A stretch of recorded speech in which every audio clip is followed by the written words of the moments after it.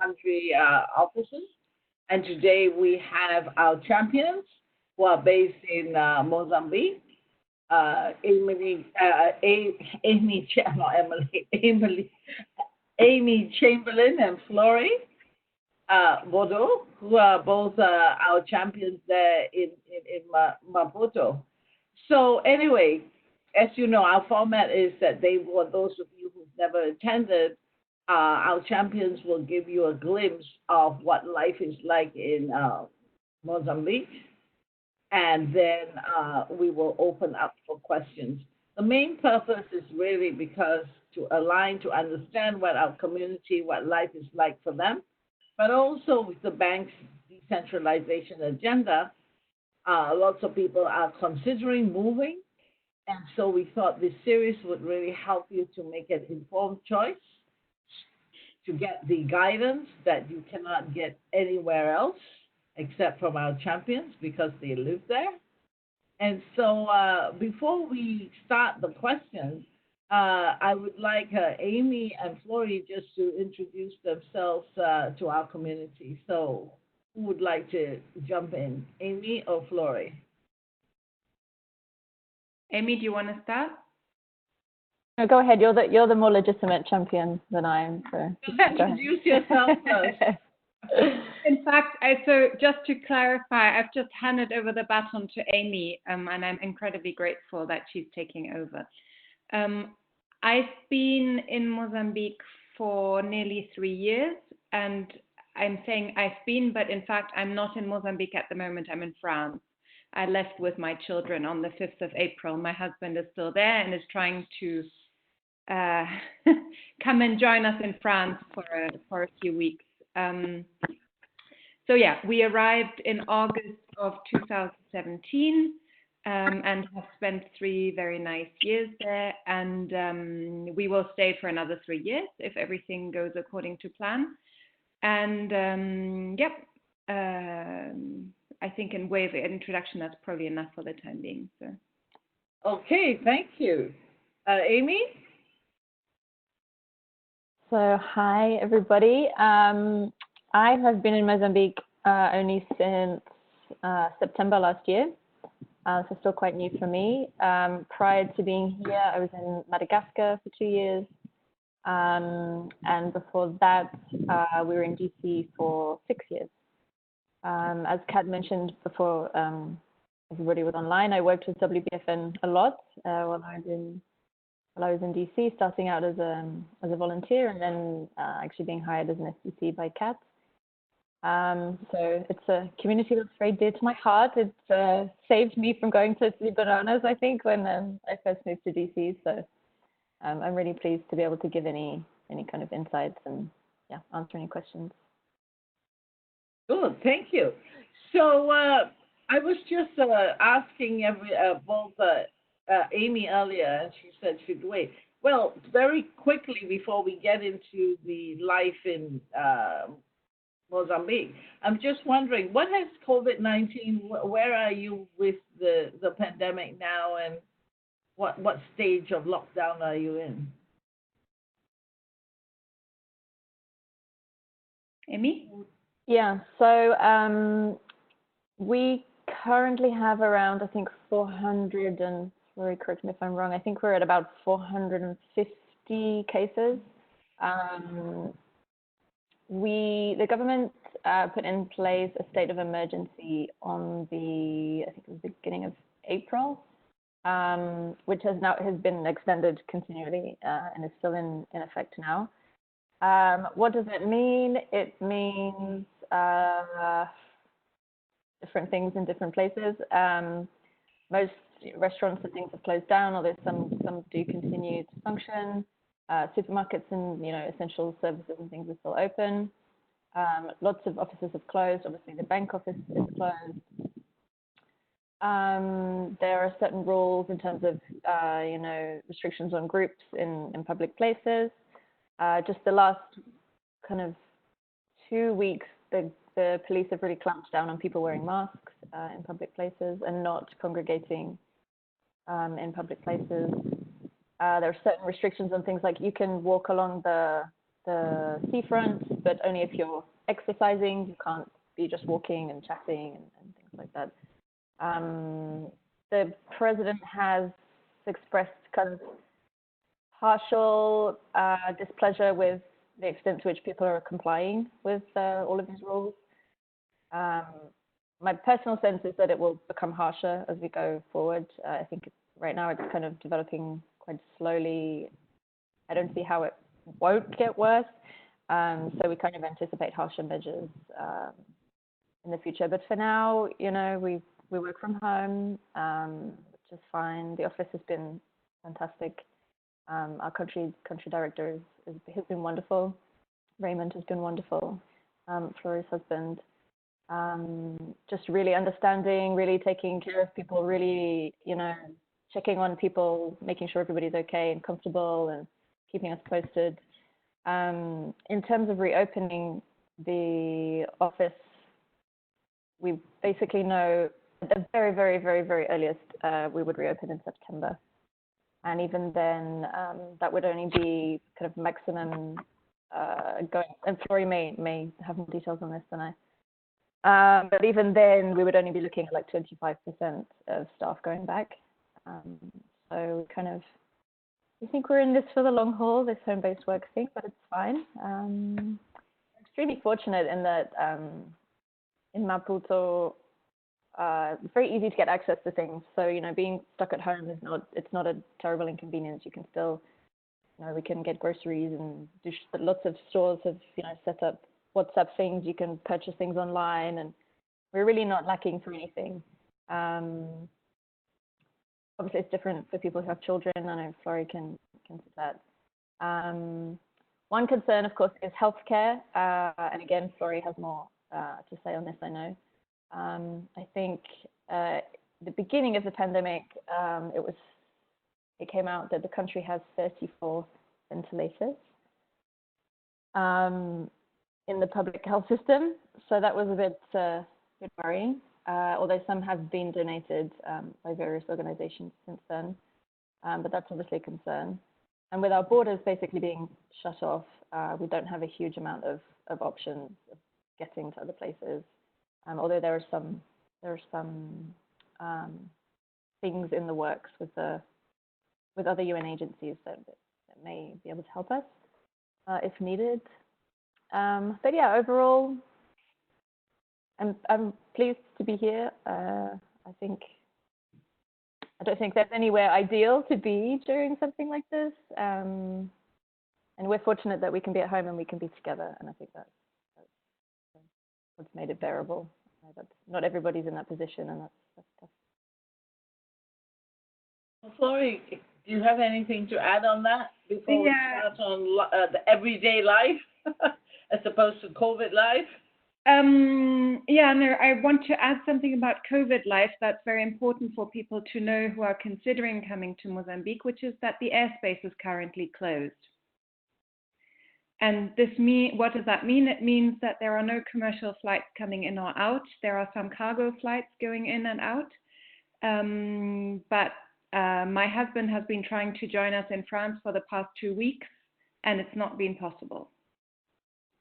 Yeah, so it's important to know. And I know that the new country director who's about to come in doesn't know how she's going to go in, and the country director who's about to leave doesn't know how he's going to leave.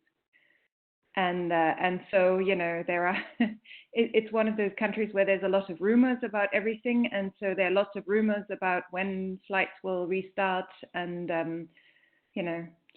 your hopes go up and then the flight gets cancelled. And so, this is, psychologically not all that easy situation, I think. In a place like Mozambique, it's wonderful to be there, but when you're not sure that you can leave when you want to, it's a little bit different. Yeah? In normal times, Maputo is very nice. Mozambique is a very nice country. Obviously, Maputo is very rich compared to the rest of Mozambique. What I hear, by the way, about COVID is that most of the measures that have been implemented, the mask wearing and so on and so forth, is implemented in Maputo. As soon as you go out of Maputo, nobody wears masks. No, most people don't understand what the disease is about, and of course, healthcare in Mozambique is very precarious, and yeah. But so in normal times, yeah, it's a very nice place. It's I don't know many places in the rest of Africa, so I can't compare. But in Maputo, you can actually walk. Not at night, but during the day you can move in the city on foot, and it's reasonably safe. I mean, you know, with you need to be a little bit cautious. Obviously, you know, when you probably stand out, you probably look richer than other people, so you know, don't flash your cell phone around and so on and so forth. But it's reasonably safe. The climate is amazing. It's the best climate I've ever lived in. It's never too cold. It's never too hot. And most of the time it's beautiful sunshine. It's not humid. It's not dry. Just perfect.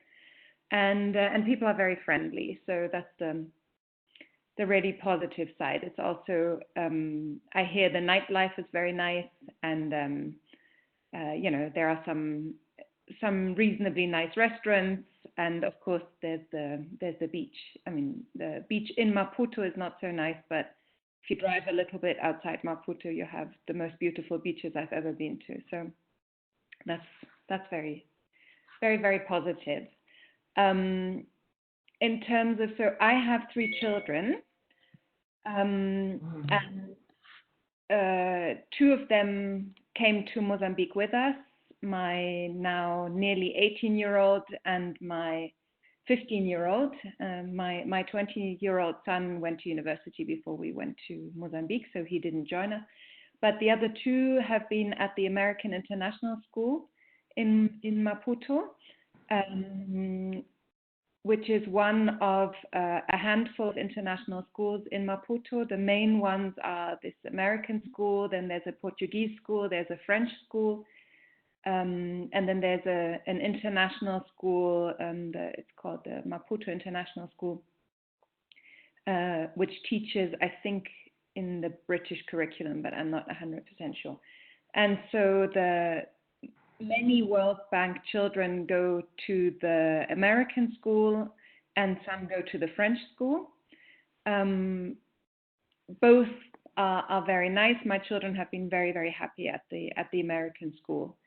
If you're considering moving to Mozambique now and you have children, you should know that schools are currently closed, all schools in Mozambique, by decree of the president. And obviously the school year has just ended in the American school, at least. In fact, it's ending tomorrow. And the school is planning to reopen in September, but there are quite a lot of uncertainties about that. One is, of course, the president has to allow schools to reopen. The second thing is that you know, don't know what the health situation will be like, but also a lot of families are leaving. The American school, and I think it's the same for the French school, is sort of composed of 2 populations. One is the humanitarian people, like World Bank, and the other half, I would say, is the oil and gas industry. Mozambique has important gas industry, and half of the projects that were supposed to start in Mozambique have now been postponed due to a variety of factors. As you may know, there's a war in the north of Mozambique where the oil and gas fields are, and then there's the pandemic, and of course gas prices and oil prices have gone down dramatically, so it's quite convenient for the oil and gas industry to postpone the project a little bit. But what this means for the school is that at least 25% of the families will probably not come back. And that actually puts a bit of a question mark over the ability of the school to function, because it's not, it's a non-for-profit. It doesn't get any subsidies. And so we're a little bit worried that the school may not reopen. They're saying that they will definitely reopen, but they are letting go of quite a lot of their teachers in order to continue to function. It's a great school. It's an IB World school. We're very pleased with it. But they will definitely go down from about 600 students to, who knows how many students. So for us, this is, and I know there are other families in this situation, it's quite disconcerting situation, because, our middle son has just graduated, but our daughter needs to continue to go to school. She's entering grade 10. And and we don't know if there will be a school to return to. Flory, do the American State Department children go there? Yes, they do, but the Americans have evacuated everybody. There are no American families left. Yeah. Because traditionally, they will send in, they have that international school inspectors that ensure that embassy children get educated. But if they have evacuated, then it puts a different complexion on the issue. But when we were living overseas, we always relied on the American embassy to correct all the wrongs in the American international school, because they always intervene on the behalf of their own children. Yeah, they do, and they're very involved. But as I said, the Americans were the first country to evacuate all of their staff, basically all of their families. I think they still have staff at the embassy, but all families were evacuated, actually. And the British, whose children are also mostly at the American school, they have also evacuated almost all of the families. Okay. So, Amy, would you like to add anything about a day in life in Maputo generally? Flory's given us the perspective of what it's like with kids, but what's it like for a couple? Okay. Let me think. And the dogs, of course. So we live in a house with a garden. We live in a residential neighborhood, but in the kind of center of the city, rather than a kind of closed compound or anything, which there are many of. We live really close to the office, so my husband can walk to work. I work for the bank, not necessarily in Mozambique. I work a little bit in Mozambique, but also in Madagascar and Zimbabwe. So I work from home anyway, so for me this is kind of normal.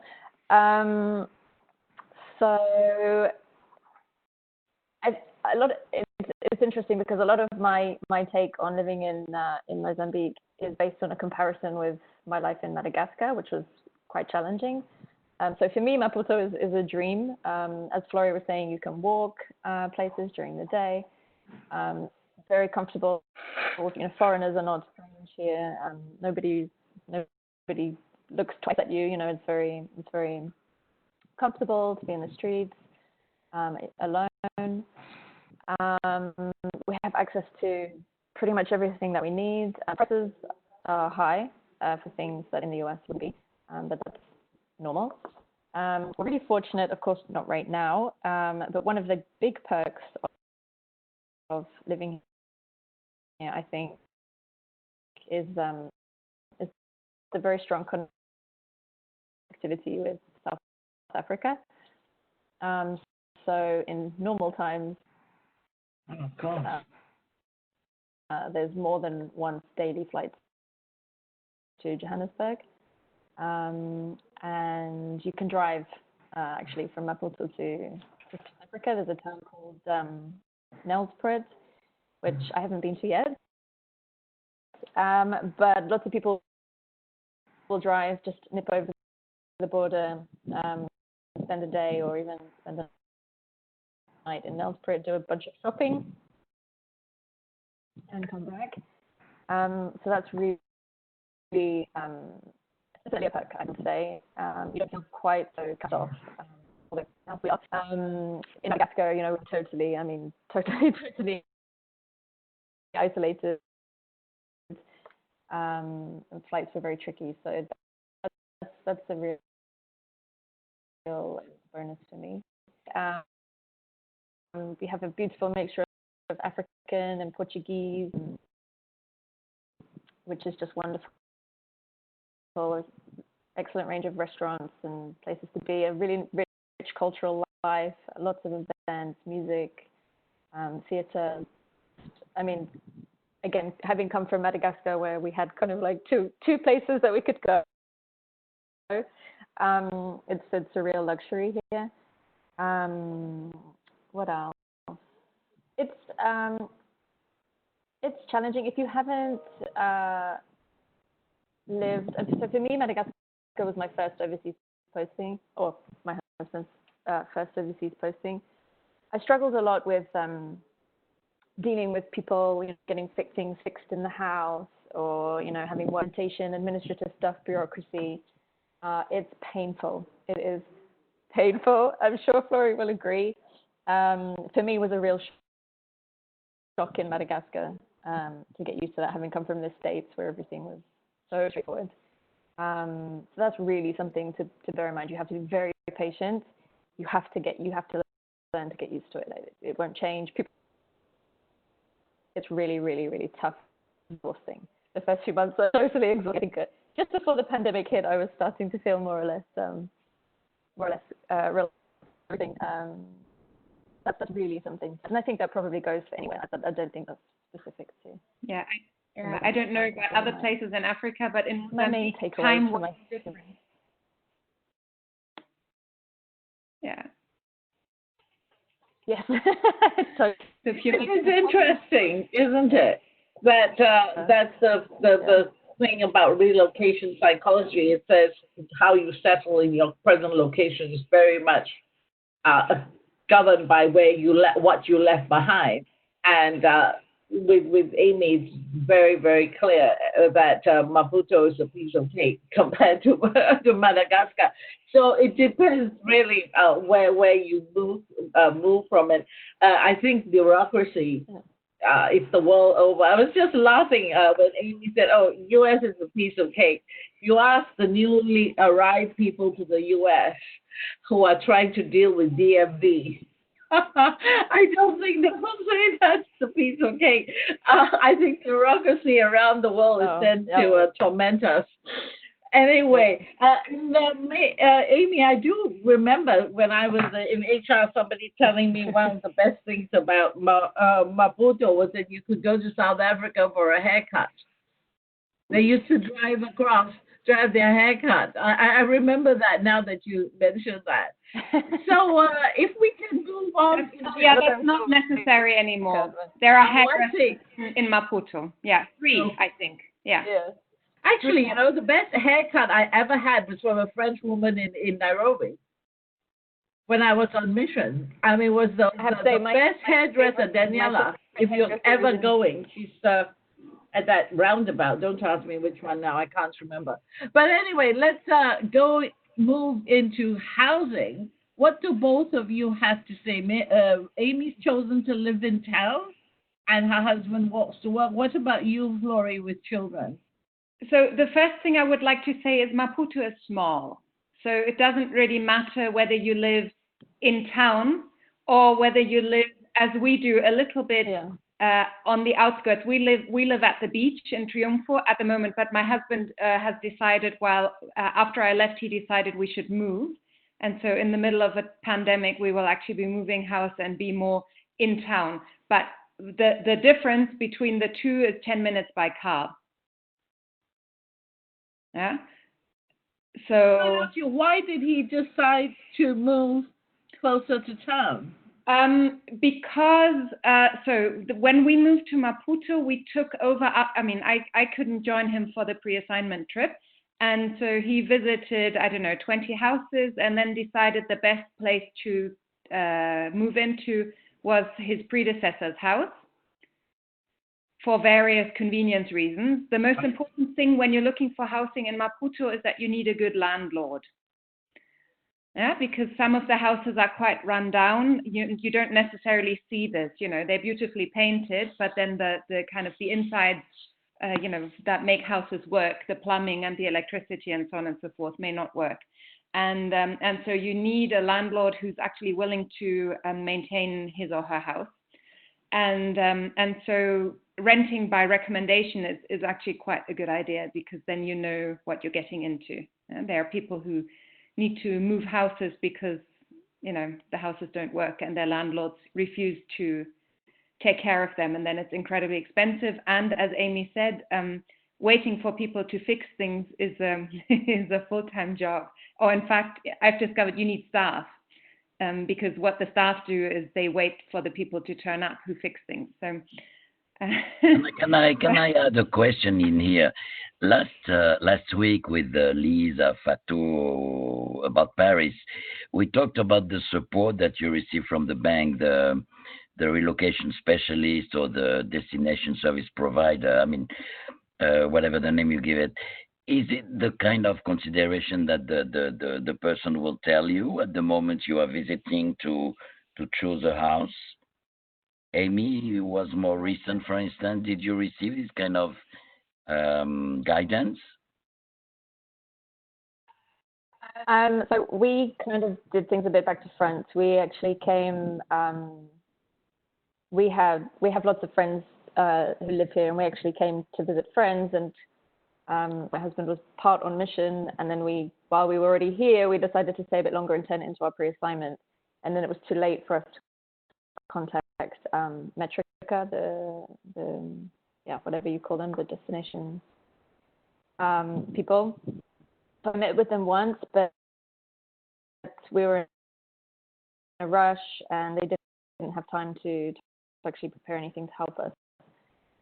So that's not something they shared with me, but from every single person I knew here, that was one of the first things they said. If you want to live in a house, it is going to give you headaches constantly, and it does. It's true. Even if your landlord is a good one. We've been reasonably lucky with ours, but there's also been, lots of ups and downs. A house is a total nightmare. But at the same time, I have friends who who opted to live in apartments, and they've had landlords not taking care of the leaks, and then the whole thing collapsing. So I mean, it's really hard. But as far as if you know people and they can recommend someone reliable, not even the landlord, but a reliable real estate agent, that makes a huge difference. Yeah, I've had some horror. So we had the relocation service when we came, and no, they didn't tell us anything about the landlords, because I think they get a commission. So the relocation service was nice. As a first introduction, I found the network that I found at school was much more useful in terms of finding information. There are quite a few WhatsApp groups, and people share information very openly and willingly. So that's better. So my review of the relocation service, I would say, would be a little bit mixed, but maybe they've changed since. So if you just to complement that, although we didn't really use them here, and it was more our fault than theirs. It's just the timing didn't work. We did use them in Madagascar, and they were excellent. I mean, they are excellent. They were good. They were very, very, very good. They were very attentive. I would. If we hadn't done things the way that we did them here, I would have been very happy to work with Metrica again. Mm. So our experience with looking for a house with, I don't know if it was Metrica at the time, 3 years ago, but with the lady who was our assigned relocation agent, was that she would say, oh, there are only about 2 or 3 houses on the market. And so my husband actually had to find the houses and tell her, no, I want to visit this and I want to visit that. And then she wasn't available on weekends and so on and so forth. So, yeah. We because we didn't use Metrica, we were a bit, I don't know, maybe everybody does this, but I had about 15 different realtors on my WhatsApp. Amy, I'm sorry, but your voice is getting cut off from I had time them to all time. finding me things, and I just went around for weeks and weeks. I mean, I must have been how many places.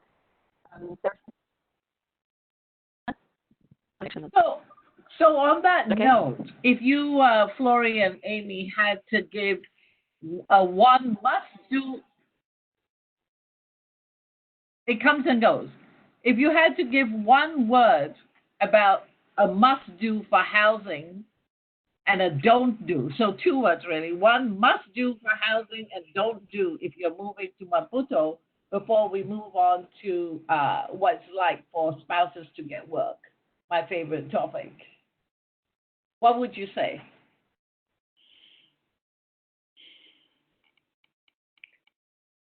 I think mine's kind of a do and a don't do. Yeah. Can you hear me okay? Yes. It's while it's true that renting an old house, even if it looks lovely, can be a total nightmare. It's also true that moving into a brand new place can turn out to be a total nightmare because nobody's lived there before, so nobody's discovered what all the problems are. So it's really a balance between the old and the new, and finding something that won't take up all of your time in trying to fix. Yeah, I think my advice would be move into a tried and tested place. Don't move into a new place. And you know, try and find out who lived there before, or speak to the neighbors or something. Okay, thank you. So I know both of you are working and have managed to work at the various locations that you have been posted to. So if we focus on Mozambique today, what are the opportunities for spouses? So starting with the work permit, which is a prerequisite, how easy or difficult is that? Or is there a way around? Sorry, I don't have any experience with that because I work with the bank. Yeah, so obviously, as always, the best solution is you work with the bank if you can. If you can't work with the bank, which I couldn't, then it's very complicated, actually. World Bank spouses don't have the right to work in Mozambique. But most of them do. And so for the first year, I was very intimidated by, there are many rules in Mozambique, okay? And the bureaucracy is a bit Kafkaesque, I would say. And so for the first year, I thought, well, you know, if I'm not allowed to work, you're not allowed to work, and you're not allowed to volunteer either, by the way. Yeah? And depending on who is the labor minister, they clamp down on this very strictly, or they don't. Yeah? And so after a year, I decided I would go crazy if I didn't work. And so finding work is not very difficult because there is a lack of highly qualified people in Mozambique. So, you know, finding something to do isn't difficult. The difficult thing is how to do so in such a way that you can do it legally or more or less legally, and also, you know, how you get paid. And so I'm not, you know, anyone who's considering this, I'm happy to share my story. I think it will be too long and too boring for everybody to hear it. But it's expensive. I had to set up my own company. And in order to set up a company, you have to invest in Mozambique. So you have to, you know, invest a considerable amount of money. And then, yeah, it took me, I think about $3,000 and 6 months. Flory, just one question. What is the likelihood of you getting the money you quote unquote invested when you leave Mozambique and presumably close your business? Zero. And in fact, you can't, I mean, I'm working in Mozambique, so I get paid in Metical, and it's very difficult to repatriate any of the money. So the money that I'm earning in Mozambique, it's converting into US dollars is very complicated, and so we try to spend everything I earn because we are fully conscious that we probably will not be able to get that money out of Mozambique ever. Oh, that's great fun. You must be one of the last of the big spenders. What can you buy? I'm not that well paid, actually, but yeah. But I think it's good to know for those of you who are listening, where there's a will, there's a way.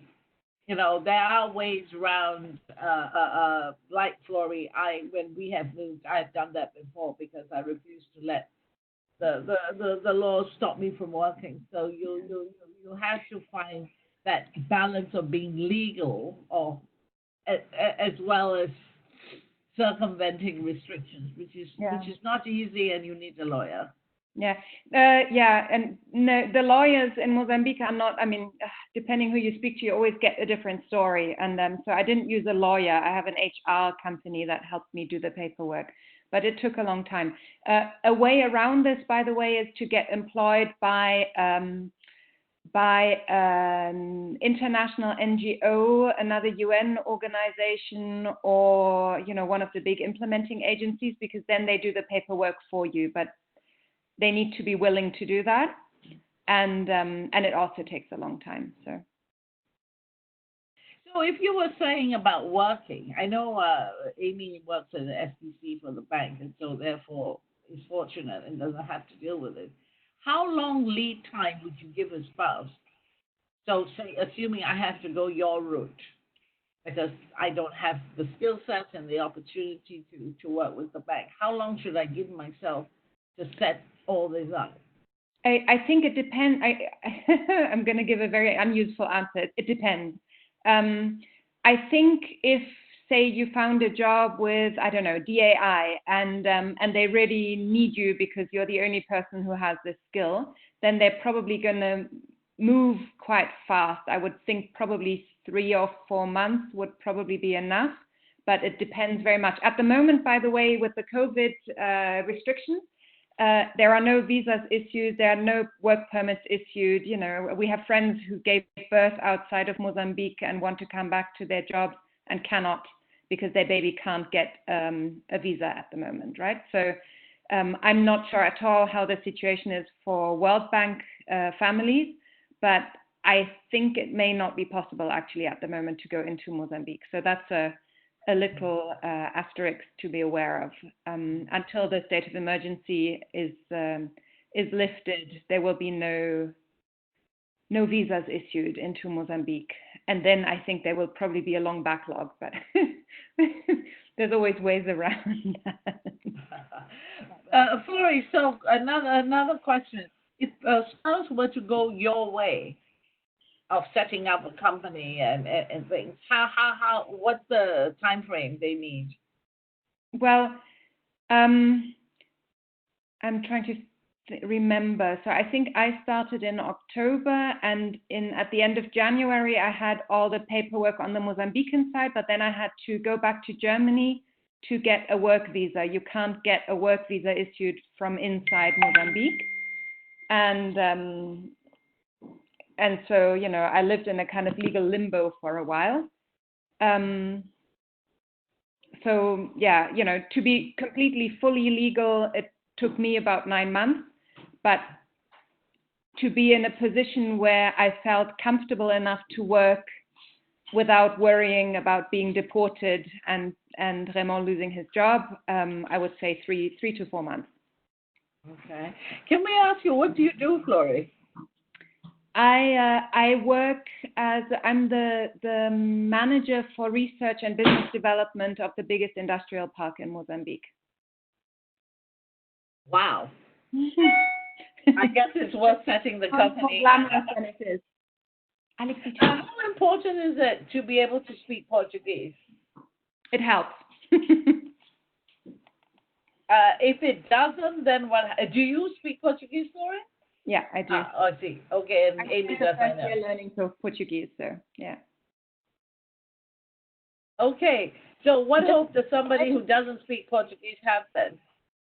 Well, they need to get a teacher and learn. I see. So it will be very hard. In other words, you need to be able to speak Portuguese. That's what you're saying. I mean, in order to work, sorry, here's my daughter running around here behind me. I think you can probably find work without speaking Portuguese, but it's then limited. And honestly, for day-to-day life, it's very difficult without speaking Portuguese. I don't know, Amy, if you speak Portuguese, but you know, staff don't normally speak anything but Portuguese.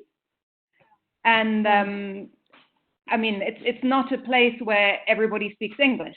You know, if you want to get anything done, it really helps to be able to communicate with people, because you have to remember, for most people in Mozambique, Portuguese is not their first language. So, you know, they speak the local languages, and then Portuguese is the foreign language they learn. But most people don't speak English or anything else. So. Okay. can I just add two things, Yvonne? It's interesting because for me, I find it quite surprising how many people do speak English in Maputo, because coming from Madagascar where nobody spoke English, because of the links with South Africa, you meet a lot of people who are educated in South Africa, or who work with South African companies, or for some reason have learned English. So I'm actually surprised at how many people do speak English.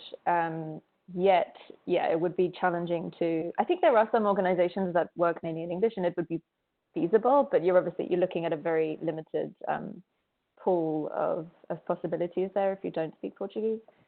I wanted to say one other thing, which was, yeah. So I've been extremely fortunate in being able to work with the bank, but a lot of that, I think, this is really important for anybody who's thinking about moving. A lot of that has been because when my husband was first asked to move to the field, he reached out to the country manager prior to our move, and very kindly lobbied on my behalf and said, you know, a lot of, unfortunately, whether spouses can work in country offices or not, a lot of it really depends on the attitude of the country manager or the country director.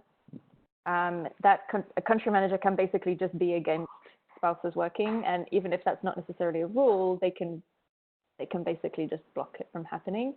So one thing my husband did was to reach out in advance and say, look, I'm happy to come, but I need to know whether the country office is going to block my wife from working, because I was already working with the bank anyway. It wasn't a new thing. It's worth mentioning to your spouse, to the staff member, to maybe think about just checking that. I don't think it's an unreasonable question to ask, you know. Is it feasible? Is it acceptable in this country office for spouses to work as STCs? So yeah, that certainly helped me a lot. And actually, it was really interesting because the country manager at the time in Madagascar, she wasn't aware that it was even an issue, that, you know, an international staff might not want to come because their spouse would want to work for the bank, and that might not be a possibility. So yeah, just a worthwhile conversation to have prior to making decisions. I guess, Amy, this is a very fundamental point, and we really are trying to have a direct conversation with the country directors and country managers about that, because more and more people will be just like you, a dual career couple, and there's no question. And I remember very well, before you both moved to Madagascar, really your husband put it as a part of the package. You want me to go there? Well, help me in making sure that my wife will be able to continue her STC. What helped you is that you were already working with different units as an STC. But still, I mean, staff shouldn't take it as I am begging that you find a job for my wife, for my husband. That's not the point. The point is that we are all professionals, spouse also are professional, and they want to continue their life. And the staff might consider not going if spouse will not be happy. So more and more we talk one voice in this sense. and directly with country directors and managers, at least to raise the awareness that yes, indeed, madam, there is a problem. Yeah. Right. Just to clarify, it wasn't so much a help my wife find a job. It was more just a, do I have your assurance? Can you confirm to me that you will not block her from obtaining an STC position, which I then organized myself. Exactly. We are not asking a favor. We are asking that what is on paper in staff rules will be obeyed, and don't block. Yeah, exactly. Hi, Amy, can I just ask a question on that? And Kat, maybe you can answer this as well. I don't understand. I've never ever heard of the idea that somebody could be blocked. Can somebody explain what that is to me, please? Well, I think sometimes the country manager has duty of care, or the country director, depending what the office structure is. So they can't. I know sometimes they have said, well, there's no space in the office. So yes, you can't come in. Sometimes they use the conflict of interest. So it's very much up to them to make it difficult. Maybe block is too strong. Yeah. But they can make it, nobody can block you if you've got an STC. But they can make it very difficult. Yvonne. No, I'm sorry, Yvonne. I guess block in some situation, I remember at least one that I will not mention here, but it was really blocking. This conflict of interest notion is very gray area. And unfortunately, and this is what we are advocating about, making sure that all country directors, country managers will understand that, hey, given the change in demographics, you'd better really interpret the conflict of interest in a flexible way. No one is asking you to not follow the rule. But when you say conflict of interest and you use the argument that, well, since it's a country office, everybody will report to the country director. So you and your spouse cannot be reporting to me because this is against the rule, which is true. We cannot have two people of the same couple report in the same reporting line. But come on, in a country office, if you want to send your people to country office, you need to be flexible and to understand. So I know at least one case that it was really a block. So Lisa, yes, ma'am, we have that.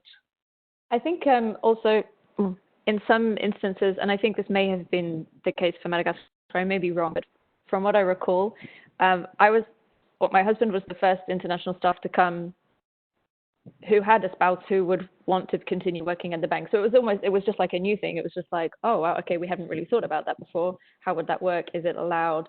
I think, yes, there may be cases where it's blocked. I don't have a personal experience, but yeah, I would imagine it could happen. But it may also just be the case that it's a totally new concept for the country manager and they don't know how to, Yeah, let's be fair for Madagascar, but I can tell you that this block I have in mind was in Vienna, Austria. And there were absolutely no reason.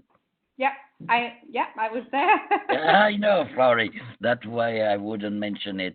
And we brought it up to then HR vice president, who was shocked and who recommended not to be so rigid about the conflict of interest. Just follow what is in the staff rule. Mm-hmm.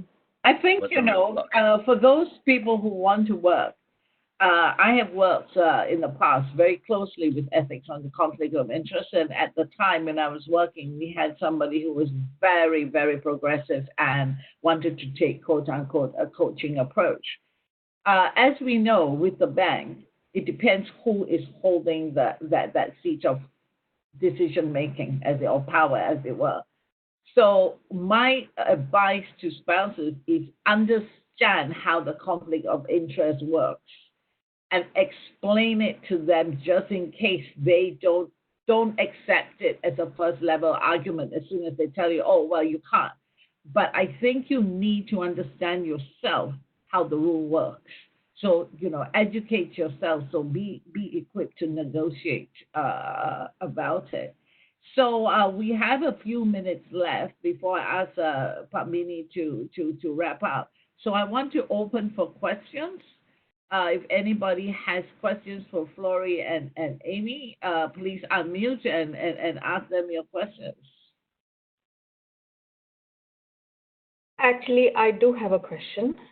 I was wondering, both of you have children, and I was wondering how are the children adjusting to this place, and yeah, if you could both elaborate a little bit on that. I have dogs, not kids. Sorry, and I just have the chimney sweep who came in, so it was very loud when you asked the question. Would you mind asking it again? Yeah, I was just wondering about the children. How are the children adjusting? How did they find this experience being in Maputo? So my daughter is here next to me, in fact. So how did they adjust? Well, I think it depends a little bit where you come from. We were in Vienna, Austria before, where our children had a lot of liberty and freedom to do their own thing and to move in public transport and so on and so forth. Maputo doesn't have any public transport. Children can't do anything on their own, really. So we have a driver who drives our kids to where they need to go. I have two teenagers. Going out in the evening is, compared to a place in Europe or the US, very restricted. Most of the time when they go out, they are at friends' places. There are a few restaurants where we feel comfortable letting them go, and I think there's maybe one bar and one nightclub that is frequented by teenagers. I don't know how old your children are, but I think people with young children find that the children love it. You know, you're likely to have a swimming pool, and the schools are very nice, and there's a very nice social life for people who are at the schools. For teenagers, honestly, I think it's boring. And so the adjustment there, you know, apart from the usual adjusting that you need to do when you relocate because you lose your friends and so on and so forth, it's quite an adjustment in terms of being able to do things on your own. I don't know if that helps as an answer. Thank you. Thank you. Anybody else have a question? Beverly, go ahead, unmute. Yeah, I have a question.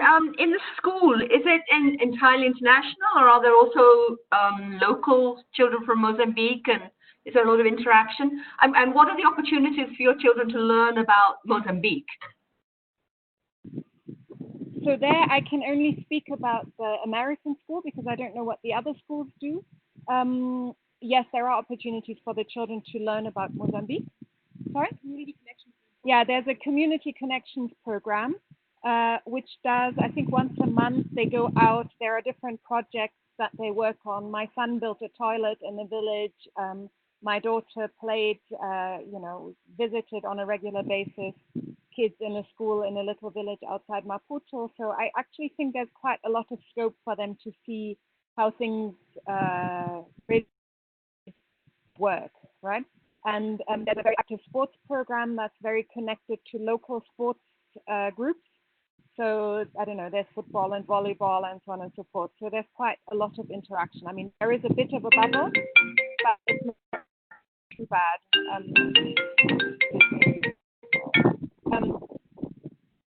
Sorry, am I still connected? Yeah. And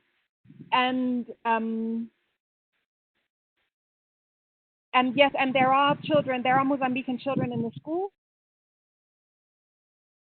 American school. They're the children of all the American schools. And so the president's son was in the school, and the children of most of the ministers are at the school, which gives you an interesting insight into certain aspects of Mozambican life. And then the school also has a kind of scholarship program where they offer scholarships to some Mozambican children. I think there's about 10% of the school population, right, Alex? Is it 10%? About 10% is quote unquote local. And he still wants to keep the school closed. He doesn't want his kids to go to school. Well, it's funny. discussing this with my children. Sorry, I'm on mute. We were discussing this with my children at lunchtime, actually. The president's son graduated 2 years ago. Now he doesn't have any children at the school, so we're a little bit worried. That explains things. Okay. But yeah. Does anybody have any other questions before I ask Famini to wrap up? Sarah, please. Yes. Go ahead. My question is with regards to work. If you are unable to invest, like Flori, you did, and you're, of course, not an STC, for families, what other options are there for the spouses? Can they, I know you mentioned they can't volunteer at school, but, you know, something of that sort. How do they spend their time?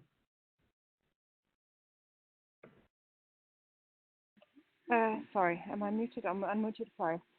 How do people spend their time if they don't work? So volunteering is complicated. You know, you can volunteer in some places, but you need to be a little bit careful because if somebody doesn't like you, they can get you for it.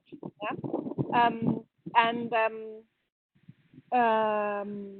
How do people spend their time? Well, obviously at the schools, there are quite a few volunteer opportunities.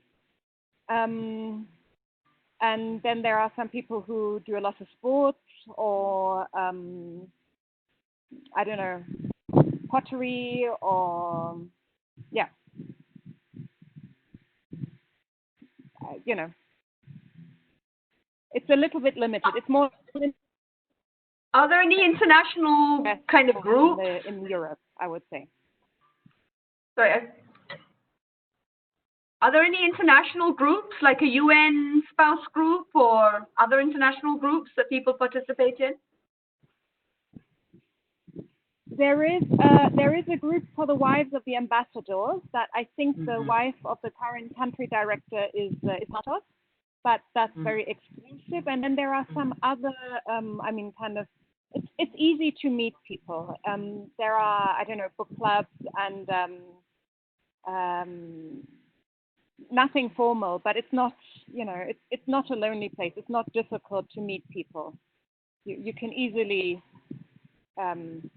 get to know people. Networking is easy, both for work and for friendships.